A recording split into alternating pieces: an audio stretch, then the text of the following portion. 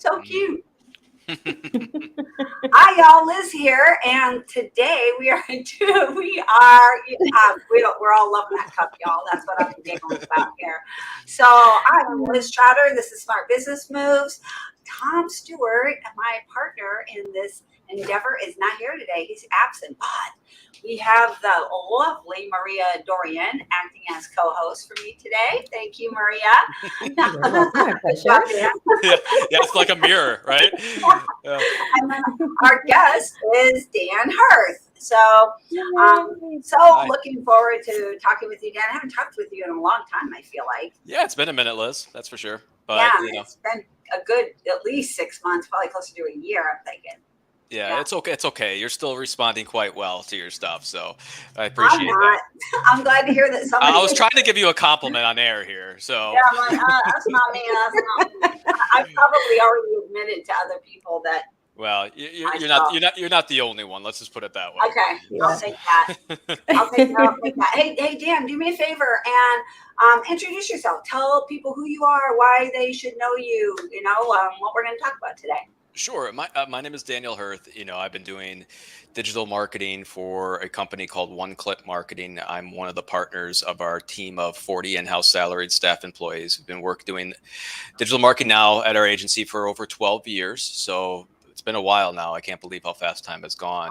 Before that, I was a VP of a social media marketing firm for about 3-4 years. And then before that, I was in corporate customer service as a membership director for a big resort called the Phoenician out in Scottsdale, Arizona. If you guys may have heard of that out there. But so huge customer service background, marketing background, in the cleaning industry specifically, it was never meant to be a vertical of ours. We actually were purely focused on like remodelers, solar companies, lawyers, those types of things when we were first starting off. And then now we have 48, 50 cleaning companies we work with nice. nationwide. Wow. And we've been working with that vertical now for a solid 8 years or so, ever since our first client, which was out in Los Angeles a while back. And we have had a lot of experience with the cleaning companies, from the ultra successful to the ones that are just starting off. So I have a wealth of knowledge when it comes to this world. And not only that, understanding how to create leads from an online standpoint for the cleaning industry, but not only that, how to take care of the leads in-house. A lot of the things that we see nowadays, especially since leads, especially in the summertime, are a little bit more difficult to come by for most home service-based businesses because of holidays and things like that. You really have to count on what you're doing in-house a little bit more with how you take care of the leads. A lot of times people get leads throughout the week, and then if they don't convert, that's all they do. It's like those leads go to waste for the rest of the future. It's like they don't do anything about them. I mean, companies like yourselves pay so much money and time to create good leads, but if you're not taking care of them, it's kind of like you're kind of hurting your own self. You become your own worst enemy in business that way. So, that's a little bit of my background. I talk a lot.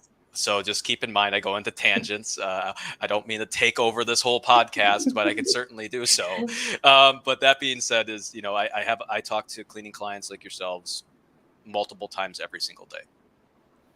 Sorry. We're a hard lot, right? Any small business owner, they can be difficult sometimes, and it's not that they're difficult. It's like they feel the pressure within themselves because, growing a business isn't easy. And especially if you're in growth stage, when you're barely getting by with the profits you have, and you're on the cusp of almost to the point where it's like, yes, I made it.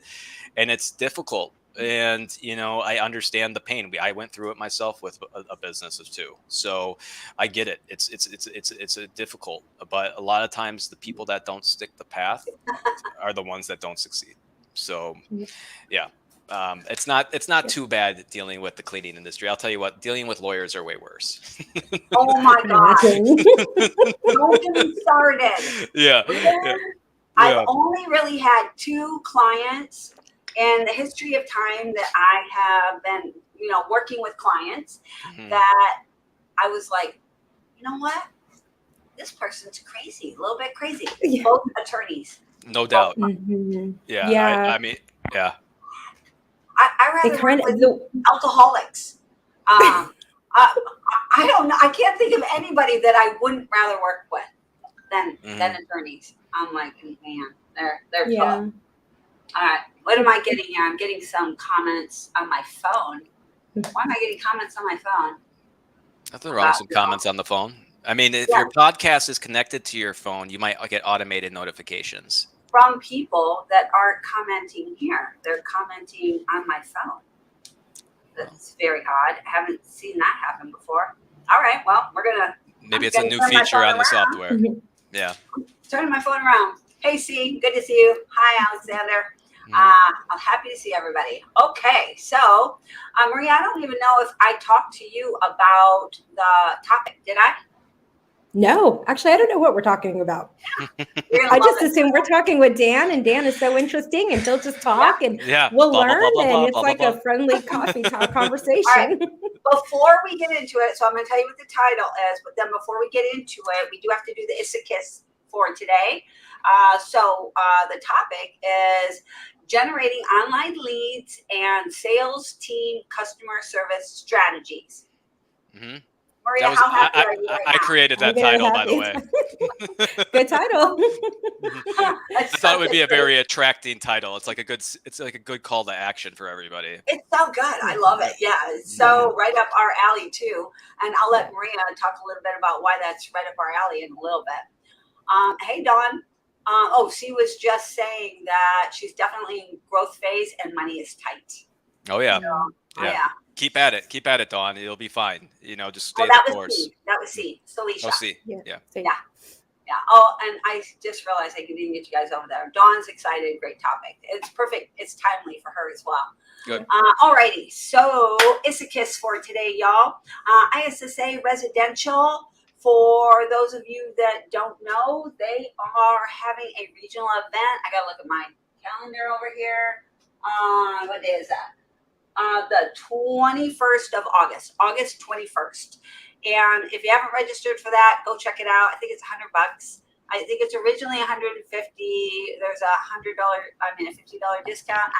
It might have ended, but even at $150, come on now. And I'll just tell you this: if you want to go, and that $50 is like holding you up, first 10 people that say that, I'll pay the $50 for you. So you just reach out to me, and I'll fork it over for you. And the more people we can have there, the better for the industry. Huge believer in making sure that our industry gets professionalized in a bigger, better way. Even you were saying that, oh, no, you're not hard, but small businesses, and especially in our situation where we're so fractured, things are just different. We just don't operate to the level that we could if we were more professionalized as an industry, not the individuals. Not saying the individuals that we ourselves are not professionals. I'm just saying that our industry is not a professionalized industry. No, it's not. Yeah. Okay. So Dawn is saying yes, 3 events. So this first 2 minutes, I always want to talk about ISSA Residential first, and then we'll move on from that. Is that Made Central is also doing an event 2 days directly after the ISSA event. Made Central Academy Live. You go there, learn about how Made Central works, get all of the details figured out, understand how to get all of your reports, how to use it, if you can think about it, you're going to. I just love that cup. It's so cute. Oh yeah, thank you. Yeah, I have a collection. I have a collection of cups when I talk to meetings and clients. So my husband keeps telling me that I need to get a little, like a logo for the bottom of my cups because I drink on everyone, and he's like, "You need to have a thing on there." So someday, I agree. y'all are going to see that. Marketing, right? Yep, gotta see it. All right, and then after the Made Central event, you can stay for another 2 days and do my event, which is Lead and Manage by the Numbers. You're going to be learning a lot about your numbers in the Made Central event. If you're going to that, you might want to stay for the next 2 days and it's great to know all the numbers, great to understand how all this stuff works, but how are you going to push those numbers down through your company and make it so that you're actually running your company using these numbers? And that means it's about more than just you. Your people are going to have to use the numbers as well, and they're going to have to understand how everything's working and why we do the things that we do. So that is our quick Issa Kiss today. Oh, I will put a link in the chat. Is it the chat? Or I guess the comments. But while I'm getting that link together, I'm going to have y'all kind of get started, Dan, and chit chat a little bit about your topic. You came up with it, so I'm thinking you feel passionate about it. Yeah, I'm very passionate about this topic. Generating leads and sales team customer service basically goes hand in hand in a lot of ways, but a lot of people does one thing better than the other or doesn't really understand the other thing. Generating leads right now is a very difficult thing for clients. Google's algorithm, if we talk about online specifically, I can certainly talk about outbound leads too. But when we talk about inbound leads, specifically online type of stuff, there's so many things to look at nowadays. You got Google local service ads, you got Google ads, you got ads in the Google Maps area, you got SEO in the Google Maps area, you got organic SEO below that, you got Yelp, you got Care, you got Thumbtack, there's just a huge mess of things, and it's confusing. It really, really is confusing where to go, where to start off, what you think will work. You got everybody telling you, you're getting marketing emails saying that you got to do this, you got to do that. You probably get scary emails being like, oh, your website's awful, your website's not ranking. And those are all automated messages out there, everybody. 5 a day. 5 a day. I get text messages. I get everything. It's great. I'm even on the no spam list, and I still get spammed every single hour. Right? Yeah. And, don't listen to everything out there. Trusting your instinct, trusting your gut is what I would say to do first. I would also say just utilize your own case study as yourself, or even ask your family or friends. If somebody needed if you're an accountant and you come home from work, you have kids, your house is a freaking mess, and you're just like, I don't want to clean the home, and I'm going to hire somebody to do this, which probably happens quite a bit. And what's that behavior going to be like if that was you? What's the first thing you're going to do? Right. And if I were to ask Maria, what's the first thing you're going to do if that happens? Go to Google. Right. Mm-hmm. All right. So that's good. So let's take it a step further. So once you go to Google, Maria, what's the second thing you're going to do? So my background, the first thing I'll do is go to all the reviews, like go to the most top rated, I just did this today. Actually, the company has the most reviews. Okay. That's my buying trend. In essence, to take that even a step further, you're going to skip past the ads, correct? Correct. Because the reviews are below the ads. All right. So think about that. So maybe ads isn't the first thing you should go for, because it's not going to be the first thing you would do as a customer. You won't click on the ads first. And that's a very common thing. If you think about it from most people that are very affluent, and this isn't to make fun of anybody out there, but most people that are very affluent will do the research behind the company of who they want to have come inside their house and into their personal space. They're not the people that are usually desperate and need something right now, those wonderful same day cleaning companies, which I know all you guys like out there. But those people are the ones that are going to be clicking on the ads, and they're going to be calling and be like, can you come out and clean my place today? Right. And a lot of times in certain operations, especially if you're already established, you don't have the capacity or the bandwidth, or that's not really what you do. So lots of times ads can be like that. And in the modern day, like if you think about it right now with ads, like I'm talking specifically just the Google local service ads, and just get Google AdWords up top.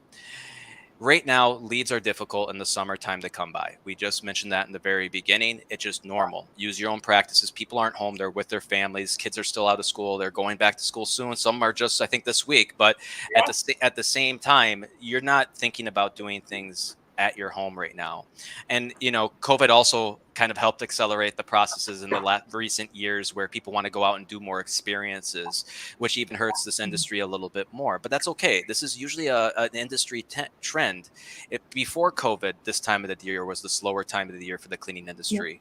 So a lot of that seems like a decades ago by now, but a lot of people forgot that. They expected that same acceleration of growth that they had in COVID years as they continue that path. And unfortunately, that's just not the case. But we went back to almost, I don't want to say a norm. We're not quite there, but I would say this is the trend. So what do you do to combat that? You have to really be smart about where you put your money. And what Google does when they know that leads are harder to come by, which they do for the industries, the cost per click of the ads themselves actually get higher.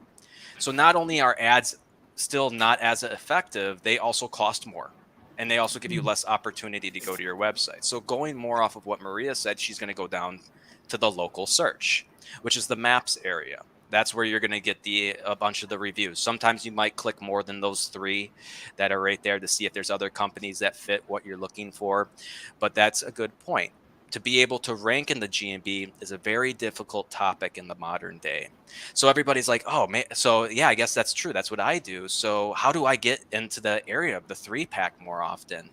Well, that's a great question. It's one of the most difficult things to answer right now for the clients out there. Most clients aren't going to like this answer, but this is the truth. To be able to rank in the modern day in the GMB map pack, which is the 3 spots right below the map there, hopefully everybody knows what that is now, you have to have a real office space to start. And everybody's like, oh, that's so stupid. They roll their eyes. They're like, I can't believe it. I don't need a real office space to run my company. I run it from my home. There's no reason to have a real office space, which is a lot of cleaning companies start off that way. Obviously, a lot of established cleaning companies now have actual offices. But listen, this is the way Google's out. Ever since August of last year, they've really cracked down on people that have gamed the system and ruined it for everybody else. For instance, the people they don't want to rank any more residential addresses, PO boxes, virtual addresses, shared office spaces, even like WeWork and Regis don't fly anymore. Really? Now you'll still see people ranking for those things right now, but more often every single week, more and more accounts are getting suspended, and suspensions aren't really necessarily a bad thing. Google's just asking for what's called a re-verification to make sure that your business is legitimate. So they'll ask you they don't do postcards that much anymore. They do what's called video verifications. Yeah. So you'll actually have to take your phone from the parking lot, sign into the Google app because it doesn't work on the browser, but sign into the Google app.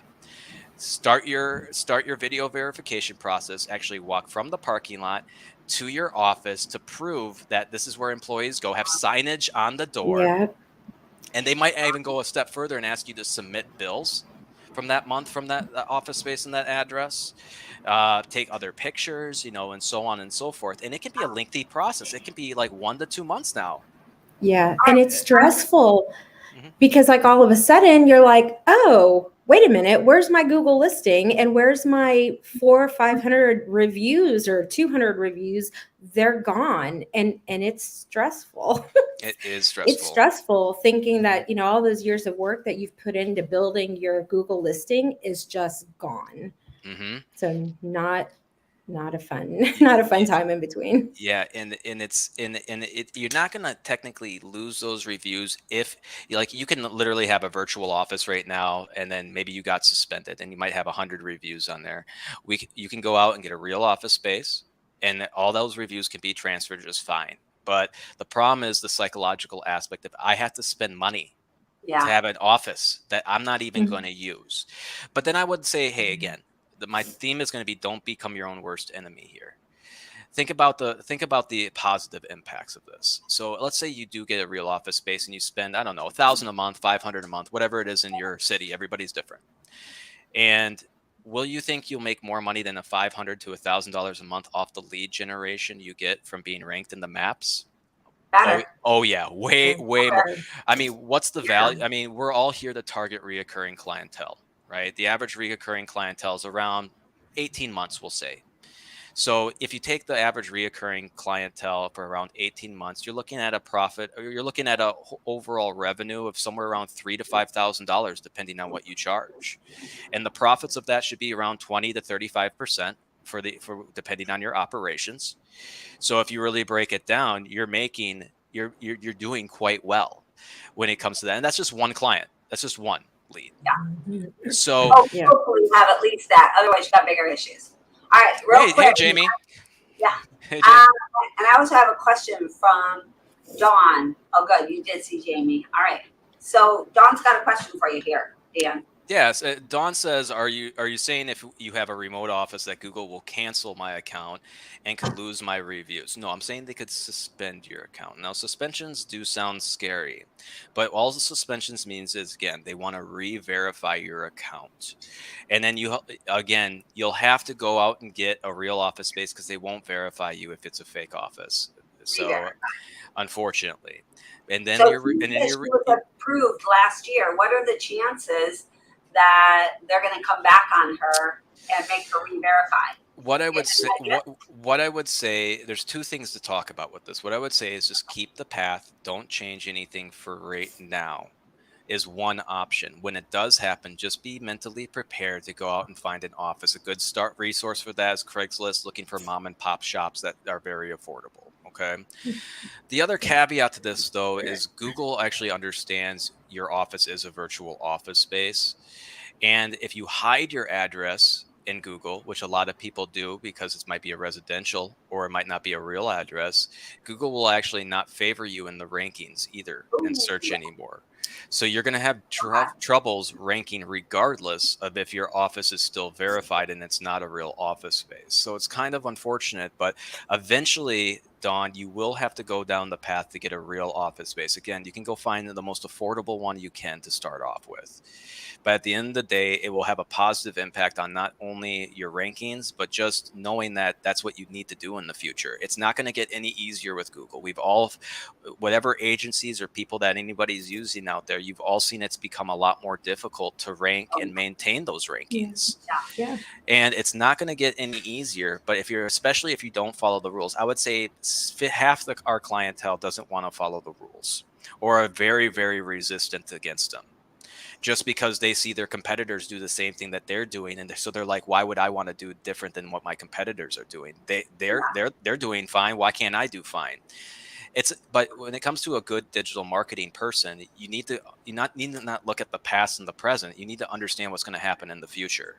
With AI happening, with all these very, very great topics that we could talk about right now. So, Dawn, I would just say to this: be prepared. If you're not monetarily prepared yet, that's okay. So you can stay the course until you're monetarily prepared. Once you do have the extra money to go out and get an office space, I would do it as soon as you can. And I would do it the right way. And it's not only getting an office space, you're going to have to also get what's called a DBA, which is a doing business as. It's a legal document you get to showcase to Google that you can do business as your business name or slightly different than your business name.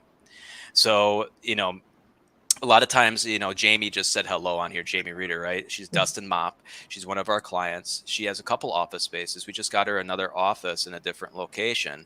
So like, for instance, she'll be Dustin Mop of Raleigh, for instance. And that's not her legal name. So that's why she has to get a DBA that says called Dustin Mop of Raleigh, or Dustin Mop Cleaning of Raleigh would be even better, because you're really showcasing your brand as a cleaning brand. And also you're located in one area. I'm incorporated with a DBA. That's great. You can get as many DBAs as you want, Dawn. You can get 100 DBAs for your incorporation, right? We're an S corp, for instance, but we can have 50 different DBAs with 50 different types of names that are similar to our name. But what Google wants to see, if you change your name at all away from your incorporation name, they want you to have a DBA in the GMB, and that essentially just means, can I share my screen? Yeah. Am I able to? Oh, yes. Yeah. Boom. There we go. Let's have some fun here. It's always easier seeing it from a more visual standpoint. So let's do a share here. It's less fun for the people that are listening on a podcast. Yeah. I should have come live, y'all. Yeah. So let's use a city. Let's do Olympia, Washington. All right. Let's see how well you're doing, Dan. All right, all right. Let's how see. well you're Let's see. doing. Let's see. Oh, I'm not in Washington, so I'm gonna do near me because I'm not logged into the VPN. For out there, for everybody, if you want to see your real rankings, make sure you log into a VPN to see your real rankings. Okay. So I'm just gonna do house cleaning near me, which I'm in Seattle, Washington, actually, just so everybody knows. I don't want to log into my VPN right now because I don't know if that will really work well with I don't know. With Zoom. with this. So I'll just do house cleaning near me. You're not sharing yet, just so you know, too, Dan. Oh, I'm not. No, not yet. It shows I'm sharing there, Liz. Let me go. Let me look here. Give me one quick second. Went away. Let's see. How you'll know you're sharing is you won't be able to see us anymore. We'll be able to, but you won't be able to. It's a StreamYard issue. Okay, let's see this. Present, and I just do share screen. My assumption is correct. Yeah. And then share screen, and I'm going to do my entire screen. I'm going to click it, and I'm going to click share. And can everybody see Google here? Yeah. You might have to pick a certain screen or a tab. Oh, interesting. That's a little bit different. There are different options. Yeah. Okay, let me do it real quick. Share screen. Share screen. Okay, I'm going to share my window. Okay. There we go. Where we go? Okay. So let's do house cleaning. Since I'm in Seattle, I'm gonna pick on Seattle a little bit. Seattle, Washington. All right. So here's the ads, of course, but you're gonna notice if you take a look right here, you got 3 people that are ranking right here. I actually live right here near the Woodland Zoo, so that's why Google picks up my location right here. And this is, and you take this kind of in consideration of everybody else that's out there in the world that is looking for services for yours. This is how Google will look at things. They'll look at, this is in Seattle right here. Seattle's actually south of this location by about 10 minutes, but Google's picking up my location from my computer. And that's why logging in the VPNs and putting your zip code in is always going to be the best way to really see your true rankings. So if you take a look right here, this is just my location, but even though I'm searching in Seattle, because if I blow this map out just a little bit, just to put it in perspective, you'll see Seattle's actually located downtown right here, but it's picking up, but it picked up my location right there. Yeah. And that's just because of where I'm looking from, and I'm looking from my house right now. So it's like I'm looking for a cleaning company essentially. But if you take a look, if you go down to the ads, my point is from a DBA, Molly Maid, we all know Molly Maid out there, right? But Molly Maid, their incorporation name is Molly Maid, or maybe Molly Maids LLC, or now Molly Maids Corporation, whatever it is. But they're not Molly Maids of Northwest Seattle. No. So they get a DBA that's essentially just called Molly Maids of Northwest Seattle, just so they can change their name. And there's just right here, this is the only place that it changes. It doesn't change for tax purposes. Nothing else changes. Just the DBA. We submit a DBA actually into Google so you can legally be called that name in search. And the advantage of that is you'll see right here, there's no secret why these 3 companies are ranking right here. One has Seattle in their name. I searched with the keyword Seattle. One has Seattle and cleaning in their name, both also in the keywords I searched. And Molly Maid has Maid and Seattle in their name, which can also be keywords to search. So if you think about it in that perspective, that's the importance. That's the difference between having a DBA and being incorporated. Okay. So that's kind of what we're talking about there. So that's from an online lead standpoint, you need to be focused on doing it accurate for your brand when it comes to the GMB for Google My Business, having real office spaces, getting the DBAs. And then, there's also and that's just the administration standpoint. Then there's actually ranking it, and it's how to rank it in search, which are just a whole, we can do a million of these things, and it'll take me a while to tell you how to rank right here. But that's just to set the bar with Google that you're legitimate, that you're a real brand, that you're looking to rank for your industry. Then it's the process of doing certain types of work with your on-site SEO and citation and directory building and reviews, guys. Reviews are so important. Maria mentioned that. Reviews are becoming more and more of a signal to Google on ranking in here. And it's not about the amount of reviews. It's about what we call review velocity. It's the consistency of the reviews you get. If you get a couple reviews every week, Google likes to see that than 100 reviews one week and then no reviews for 10 months. Google won't like that. It's the same thing when it comes to Relevancy. yeah, it's the same thing when we talk about backlinking. When you probably hear that word quite a bit. You never want to get like 100 backlinks in 1 month and then get none the rest of the months. You want consistency each and every month when it comes to Google, because that's really what they're looking for, whether you deserve to be ranked in search or not. So that's the GMB. That's a good place to start when it comes to focusing your attention on where is the most important. The caveat to focusing your attention on here is, yes, this is the #1 lead generator online on the first page of search, everybody. Not this, not this, not Yelp, not down here. It's right here. Okay. And the only caveat to this is it takes time. And a lot of you might not have time, might not want to wait 6 months to a year to be able to rank here. But the problem is you have to. If you push it too fast, you'll get penalized by Google. And then you'll be in all sorts of trouble. If you go too slow, then you just go too slow and it takes forever and you spend so much money and it's just slow. So there's a very equal balance and an expectation that everybody needs to understand when it comes to ranking here. Nobody can rank here in 3 months. Unless you're in a very rural area and you aren't a part of a major or small city. If you're in a very rural area with no competition, then sure, you could probably rank there much quicker. If there's 3 cleaning companies where you are, you're probably going to be there. 100%, Yeah. right? So just keep that in mind when it comes to this. So I have a question for you, Dan. Sure. So, we're talking about how if you don't have an actual physical location that you could get suspended. Does Google tell you about that before they suspend you? They do not. Unfortunately, I didn't think so. yeah. When it comes to lots of things, one of my topics I was going to do with you guys was I was going to talk about malware and how to protect against malware on your websites was one of the topics. I thought this was more vital, but that's another thing. Like you get no notification if your website's been hacked. You might once it's been hacked, but it's already been hacked, so it doesn't matter. Same thing with Google. Like you'll automatically just be suspended. And do they send you an email as well? They could send you a notification depending on how your notifications are set up. But lots of times you might just realize that the leads are slow and you're wondering why. And then when you research, you're going to be like, oh, I'm not ranking anymore. Why is that? And then you're going to log into your Google My Business page and you're going to see that your thing is suspended and it's probably going to fire you up. You're probably going to get mad at your agency. You're probably going to jump to conclusions just like everybody does. But the case of the matter is it's only your agency's fault if they didn't set that expectation with you at the beginning that you could be suspended because of the office. That's the fault, right? If you understood that you could be suspended, you know what's coming. Now, Dawn, you're one of those situations right now that was asking questions.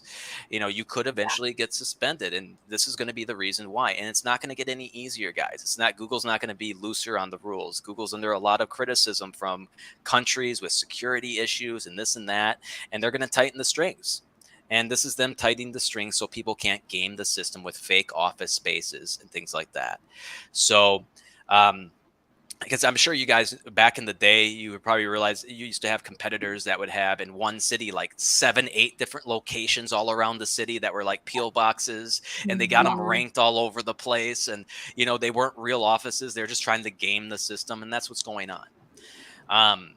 Dawn's got a question for you here. Sure. Can you see it, Dan? Let me stop. Yeah, you can. I'll stop sharing for a second. Let me see.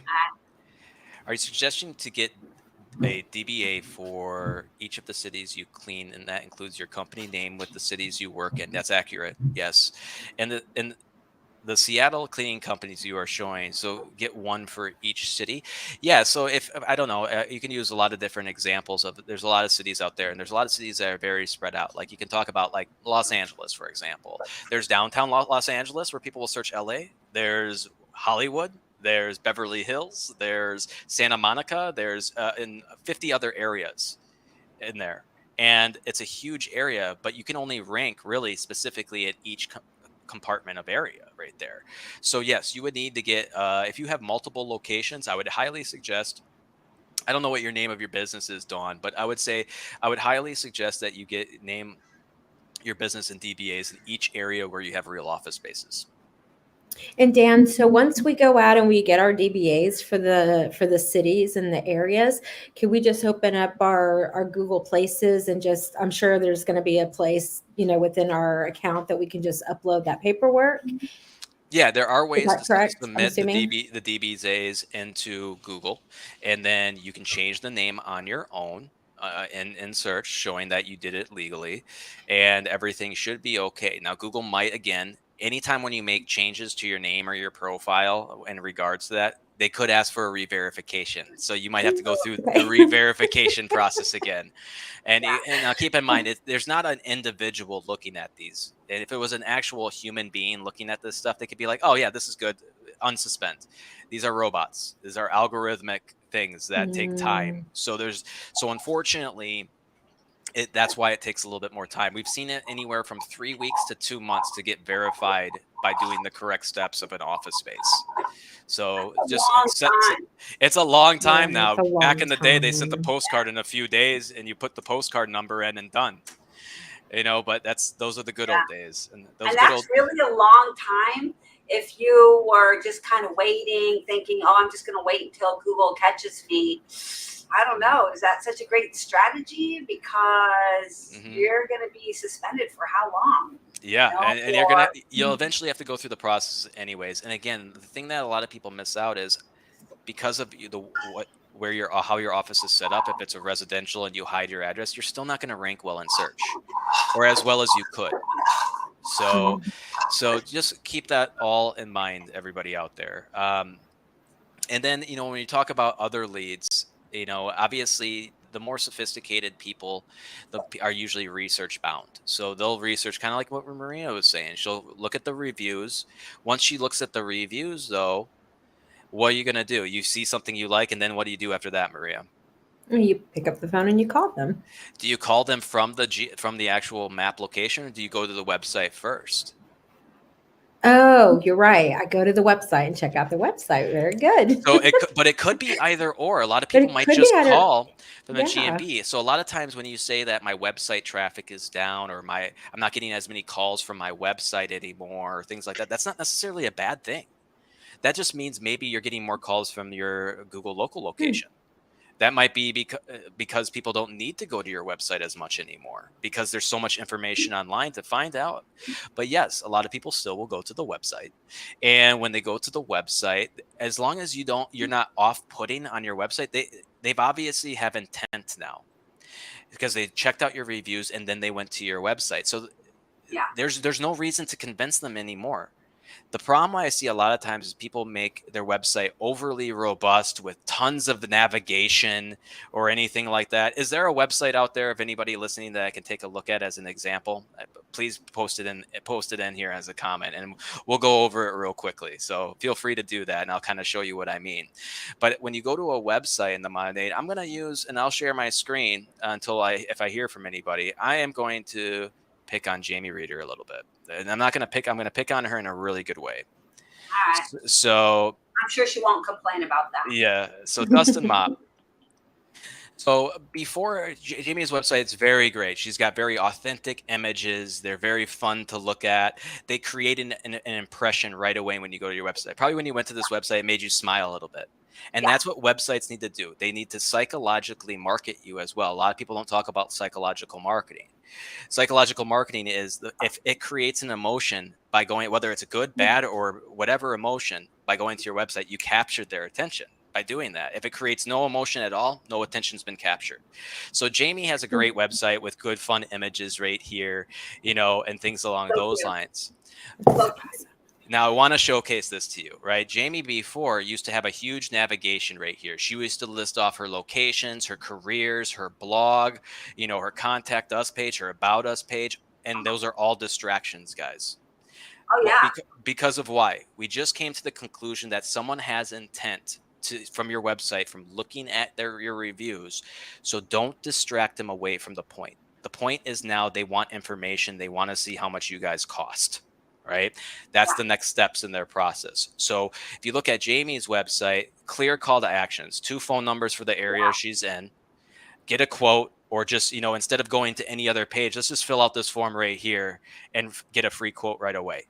And if somebody is wanting to find more information, they can just click this accordion menu and look at.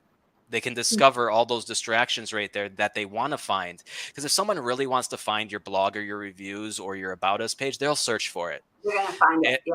And you can see it. They're all right there, ready to go. So her website showcases the awards right here on the quote. And these are website changes that we assisted her with, but she also approved, and it was very understanding why the reasoning was behind it.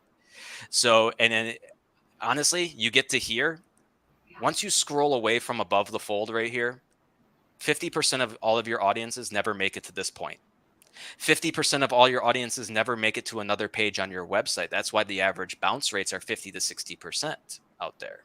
Now, Dan, this is one of the things I learned from you, and I'm like, oh my gosh, in all my years of knowing this, I can't believe I didn't know what this means, and like the implications for me are huge. Do you mind the above the fold concept? Do you mind kind of explaining that a little bit? Yeah, the above the fold is simply you land on a website like this, right? So if I'll just refresh this page, you land on a website like this, and I don't know where her form. There it goes. You land on the website like this, and this is the above the fold area. This is your prime real estate, everybody. Prime real estate. The minute you have to scroll, you're the minute you force all those lazy users out there to scroll, because honestly, that's how people are. They want information fast, and you need to provide it fast without distraction. So the minute you force them to scroll on their phone or on their desktop device, that's 50% of your audience does not do that.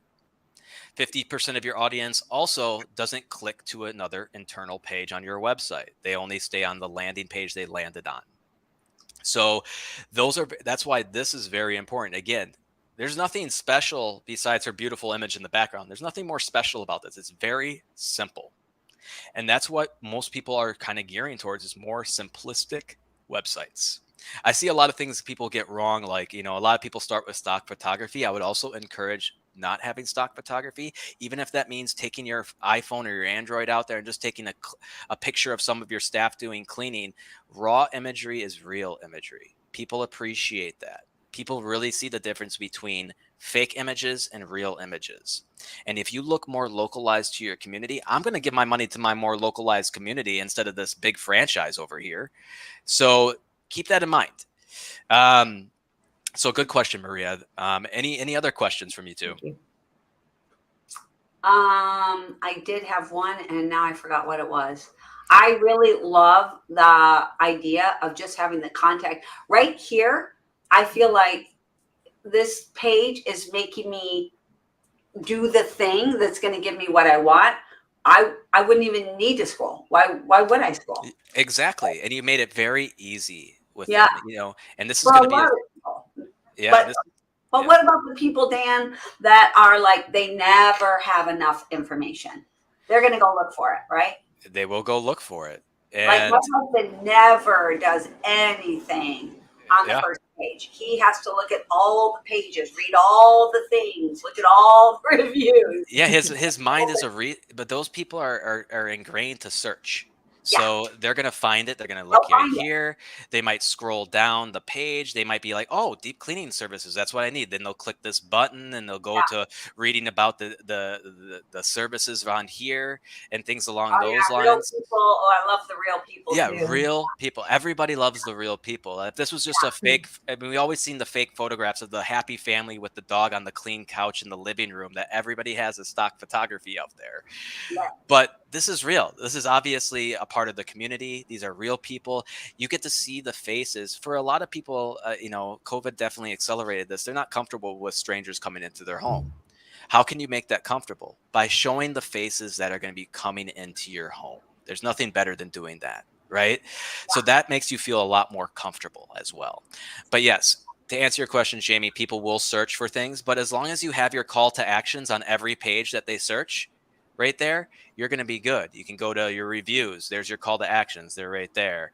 You know, you can see the more reviews, more call to actions near the bottom of the page. Always make it easy when going on the website to navigate through and to make it easy to convert. Don't be invasive. Don't be like, contact us now, right now. We're the best, this and that. Nobody likes to toot their own horn in the modern day, and nobody likes to see you toot your own horn. And in fact, I would say that reviews like this are fine to have on the website, but nobody believes them because you put them on your website. You know, I don't know. I would believe these because she's got a 4-star up there. oh yeah, I mean, Mm. you better believe it. But the person that is going to believe it, it might be more than Maria, who's already seen all her wonderful reviews on Google, and that's why she came to her website in the first place. Yeah. So, and this is a good It segue looks to, real. Looks and this is a good, real. They look real. and I could definitely talk about more of the online stuff. The next most important, before I segue into the customer service aspect of the things, is below the map section is the other best area to convert. It's getting more and more difficult to rank in the organic first page. But if you guys haven't noticed now, so like if I search house cleaning, the search house cleaning near me again, or Seattle, you notice when you scroll, before you used to have to click, when you got to the bottom of page 1, you used to have to click to page 2. Page 2. Yeah. Now you realize it's just a continual scroll like this, going and going. I didn't and even going. notice that.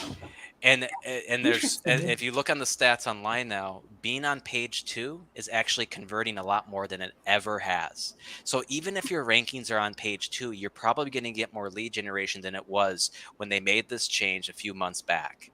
So don't be discouraged on page 2 all the time. Of course, page 1's always the goal, but even page 1. What's page 2 now? Because everything is page 1.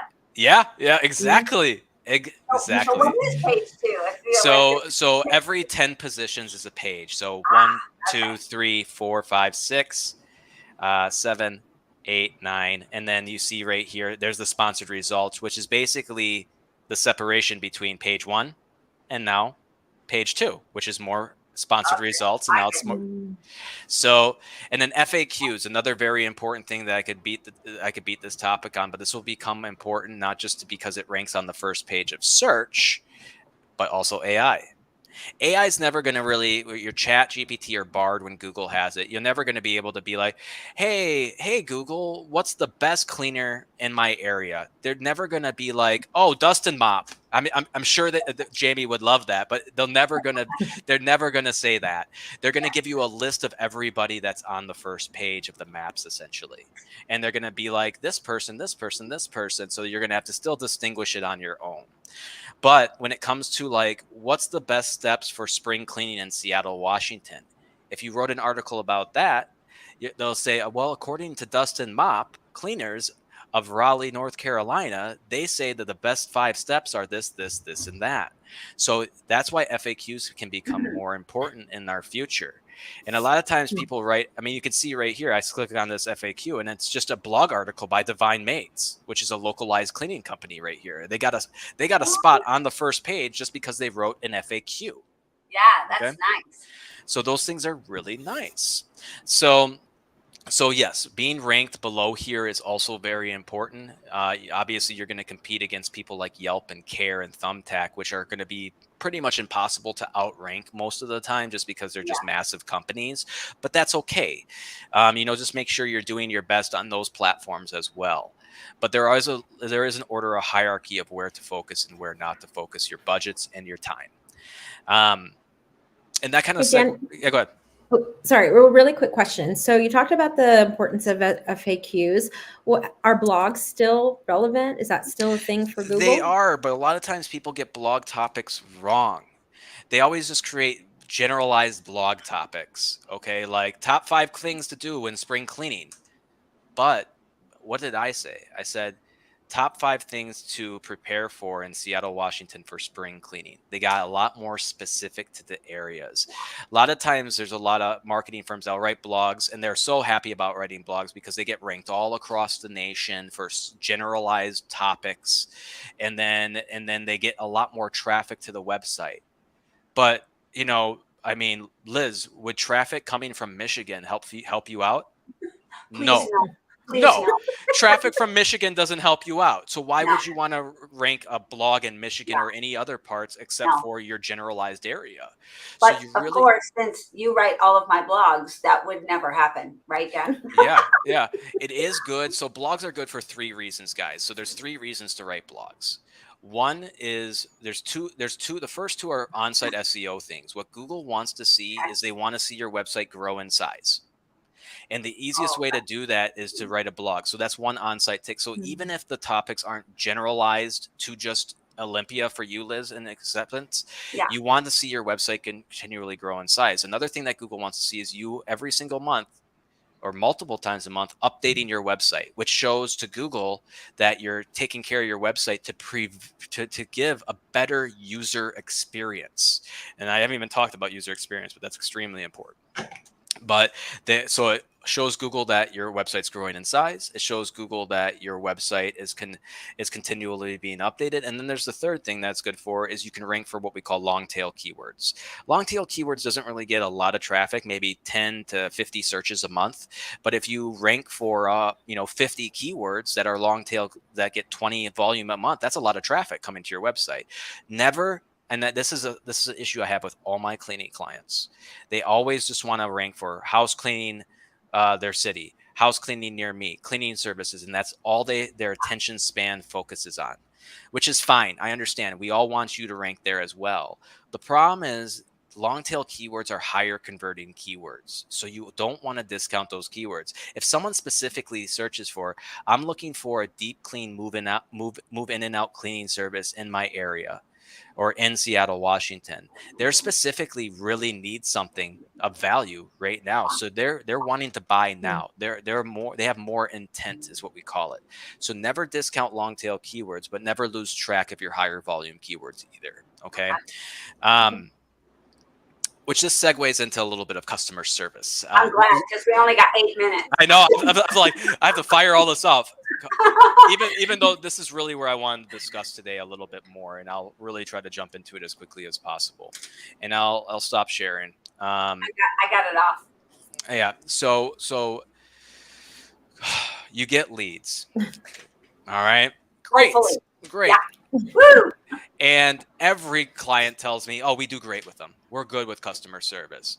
And then I test them out. They don't know we test them out, but we do test them out sometimes. I just test out. I just tested out an individual out of Chicago, Illinois, of Helping Hands the other day, right? And they do a wonderful job. Just to be clear about that, but nobody does a perfect job. And I'll tell you what. When I was in the Five Diamond Resort Corporation world, we used to get tested on a weekly basis by customers. And if we didn't answer the phone call in under 2 rings, we would get written up. If we got written up twice, we'd either get suspended or fired. And that's even if the other phone is ringing. So I'll give you an example. If you're not answering the phone like this, "Good afternoon, this is Daniel Hirth speaking from Dustin Mop Services. How may I assist you?" If you're not answering it exactly like that, you're not providing a good customer service. Sometimes people just say, "Good morning, Dustin Mop," or they'll say, "Good morning," or they'll say, "Dustin Mop," or something like that. But your first impression of your brand is first your website and your stuff that you have online from that lead. And second is the way you answer your phone. How warm and fuzzy does it make you feel when someone says, "Good morning, this is Dan speaking from Dustin Mop. How may I assist you today?" Or "How may I be of service today?" Or "How may we help you clean today?" Something funky like that works as well. But you're setting the tone being like, wow, this company is professional, right? And you answer that phone in under 2 rings. Whoa. I went to voicemail on the other 3 companies I called. I can't tell you how many clients we have gotten because we answered their call first, or we answered it faster than everybody else.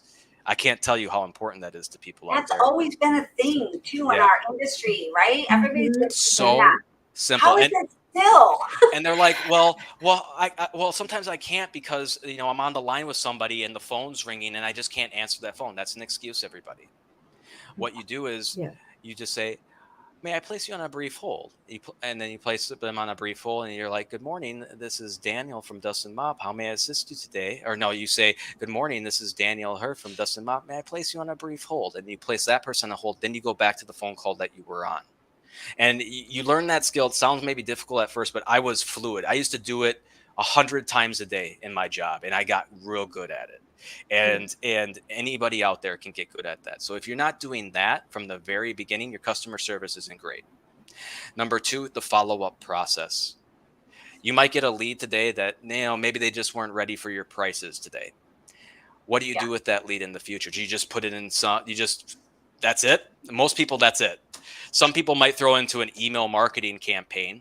Some people might go the extra mile and maybe reach when times that are slower leads, like we're having right now during this month. They might go back to the leads they had in June and give them a quick call, being like, "Hey, we talked for your cleaning services a month ago, and you weren't ready then. I'm just checking back in with you to see if you're ready now." I mean, does anybody do that? Probably. Yeah. The follow-up processes, at least write them an email, at least maybe send them an SMS text message until that person says, "No, stop bothering me. You haven't done your job on the follow-up process." And that's as easy as it can put it. If they get upset that you keep bothering them, they were never going to be a client or a customer of yours in the first place. Yeah. So don't be afraid to continually talk to people out there on your follow-up process. You should be emailing them in an email marketing campaign every 2 weeks, every week out there. If you guys aren't doing that, your follow-up processes aren't good. I get a lot of complaints sometimes throughout the years. "Hey, our leads are down. What's going on?" And then we talked about the leads and we see that the rankings are still the exact same as when the leads were good.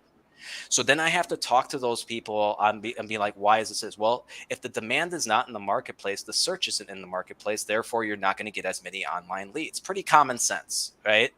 Yeah. But so then I asked them, "What are you doing besides relying on your online lead sources right now? You guys have gotten 1,000 leads over the year. What are you doing with those? Are you doing email marketing?" They're like, "No." "Are you reaching back out to them?" "No." "Are you trying to call them back?" "We're working on it." Like it's excuse We're after fine. excuse after excuse. We have time, yes, but Yeah. we're busy. We're busy, Dan. We don't have time for all those customers. My best piece of advice I can give everybody out there is you guys are not cleaning companies. You're a lead generation company. If you start thinking of yourselves as lead generation companies, you will be a highly successful company. If you wake up and the first thing you do is not focus on your cleaners, where they need to go, your training, if you focus on what can I do to improve my leads today for just 30 minutes out of your day, every single day for the next month or two, you will see a drastic change in your approach in business, and you will feel the best problem in the world is I have too much business. I need to hire more employees, right? Yeah. That's the best feeling ever. Even though it's stressful because you can't take care of everybody and you have to find good quality staff and train them and get them up to speed really quickly. I get it. We've all been there. That's a whole other problem. It's a whole other problem, but that's a good problem. I much rather And be a funner like one that. to solve too. Yeah. You have people wanting to throw money at you right now. That's the important part. Yeah. So start waking up in the morning and start thinking about the way you handle your lead generation, whether it's going out and asking for one more review to looking at the next email marketing campaign to implementing some of the practices we talked about today, to talking to your agencies or the people that you work with on what more can we do? What more keywords can we go after? How's that blog strategy going? Are we targeting the right keywords, right?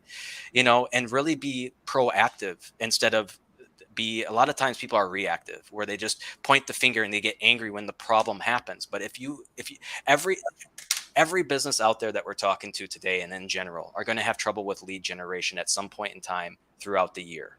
It's a process of cycles. But if you're prepared for it and understand it and you've set it in processes to help you during those bad times, you've done a great job. Now, there's a lot more, Liz, I can definitely say about this customer service topic. Maybe I can join you guys again here soon. Seconds, Dan. Maybe I can join you guys again here soon. But again, I just want to say, anybody that wants help, just reach out to me. Even if you're not a paying client and don't want to become a paying client with me, you can reach out to me. I'd be happy to help out a small business owner. I thank you very much for letting me be a part of this, Liz. So Dan, give me your contact info so I can put it in the comments here. Do you have a website? How do you want? Yeah. I'll send it to I'll send it to you to my private chat here. Okay. Or the now comments. I'm doing that. Maria, why don't you give a quick plug about something you're doing these days that is somewhat relevant? Yeah, with Listening Sells, correct?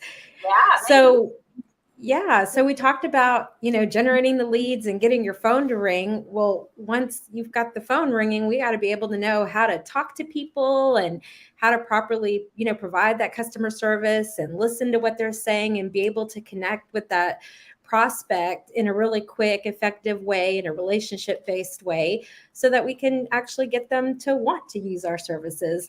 So one thing that we're working on, Dan, I don't know if I actually told you, but Liz and Mr. Dan Smith, who I know you know really well, we've actually created a program to help everybody do that. So we'll release a little bit more information, and have everybody a chance to kind of check it out. We're super excited about it. I think it's going to be really effective. Yeah, and I can tell you from experience with Maria and Dan Smith, they've both been clients of ours for years now, it seems like, but they are very, very wanting to help people out there. They're genuinely good people, and they really want to do as much as they can to assist you with those platforms and things like that. So I can definitely endorse Maria and Dan as good quality people to work with. How about me, Dan? Me too. Liz is great. Liz is like the That goes unsaid. Liz is like the bubbles in the room, right? You just want to smile all the time when you see them. So she's really. I mean, you just listen. One thing to me with Liz is she's sharp. She is sharp as a tack. She comes off like the sweet and easygoing great person, but when she sees something, she goes after it. She's very passionate, very I'm sorry passionate. about that sometimes, Dan. She's very, very passionate about what she does, and I appreciate that. You need passion with what you do to be successful, and Liz has that for sure. And so, as do you, which I really love. I love being able to talk to you, Dan, because you know your stuff. A lot of times, actually, it's not even that. That's one piece of it. I do love that you know your stuff.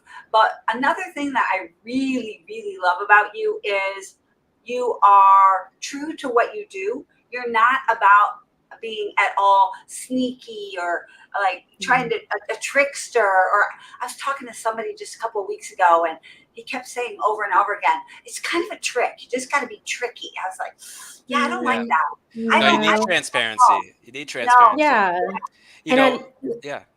I was going to say, talking to you, the really cool thing is it seems like every time we talk, this is exactly what we saw today out of you is exactly every conversation with you. Yeah, I love it. It's like I've known you for years. Yeah, my wife calls me the Flanders of The Simpsons because I'm I'm always smiling and things like that, which is very true. I enjoy talking, and not everything's rainbows out there, right? What? You like to talk? What? Yeah, I mean, not everything's rainbows, right? There's no perfect marketing agency out there. Right? There's going to be times where the keywords we work on are going to go down because of keyword fluctuations and visibility issues with Google's algorithm. But we're continually focused and understand the issues to get them back to where they need to get to. Right.